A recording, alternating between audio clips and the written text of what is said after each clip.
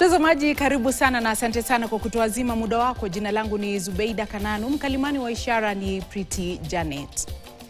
Mauaji ya Alhamisi ya Padri Alois Cheruiyot Bet wa kanisa Katoliki jimbo la Eldoret na wahalifu eneo la Tot bonde la Kerio yameendelea kuzua hofu na ghadhabu, Rais William Ruto akimtaja kama kiongozi mkweli na aliyehubiri amani eneo hilo. Askofu msaidizi wa jimbo la Eldoret John Lelei akisema kuwa mauaji hayo ni ya kuvunja moyo, kwani padri huyo aliuawa alipokuwa katika shughuli za kanisa eneo hilo. Haya yanajiri huku viongozi wa miungano ya walimu KUPPET na KNUT wakionya kuwa wataondoa walimu wanachama wao eneo hilo iwapo visa kama hivi vya uhalifu vitaendelea kushuhudiwa. Ken Gashuhi anaarifu.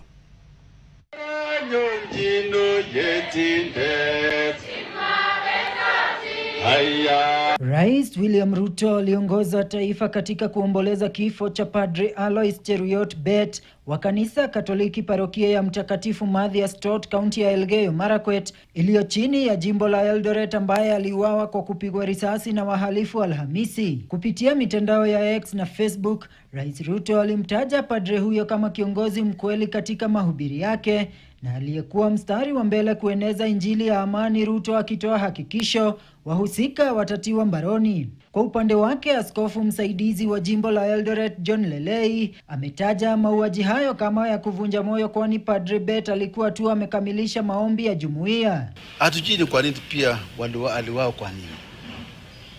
Aliwao kwa nini? Yeye pengine si mkaaji wa sehemu hiyo. Yeye hana zana kama alikombana na mtu.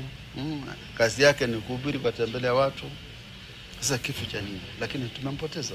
Kifo cha Padri Bet ni mojawapo wa visa ambavyo vimeripotiwa hivi karibuni na kuweka wazi kudorora kwa usalama katika eneo la bonde la Kerio, huku idara za usalama na maafisa wake wakishtumiwa kwa kutokuwa wakweli kwa Wakenya kuhusu hali ilivyo eneo hilo. Jana tuliambiwa kwamba wale waliohusika na kifo cha padri wetu wameshikwa, lakini si kweli. Hiyo si kweli. Walioshikwa ni tofauti na wale waliohusika na kifo. Tunaambiwa kwamba wao wanajulikana, wao wanatembea. Wale walioshikwa ni wale tu ambao pengine kwa sababu ya kafyu walipatikana kama wamejelewa hivi, ama pengine walipatikana ni watu wa makosa madogo madogo, si kifo. Kulingana na picha zilizoko mtandaoni, Padri Bet alionekana kuwa kiongozi wa dini mnyenyekevu aliyekuwa huru kutangamana na watu wa matabaka ya chini, watoto na wazee waliohitaji msaada wake wa hali na mali.